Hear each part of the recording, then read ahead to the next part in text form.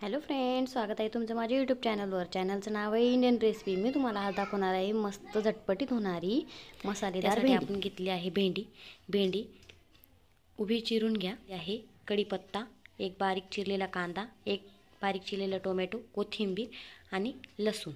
कढई तापवायला ठेवून द्या, त्यामध्ये टाकून घ्या 2 पळी तेल, 1 चमचा जिरे, बारीक ठेचलेला लसूण आणि कढीपत्ता। आता आपण त्यामध्ये टाकून घेतली आहे भेंडी। आता ती भेंडी 5 ते 7 मिनिटे आपल्याला झाकण ठेवून वाफवून घ्यायची आहे।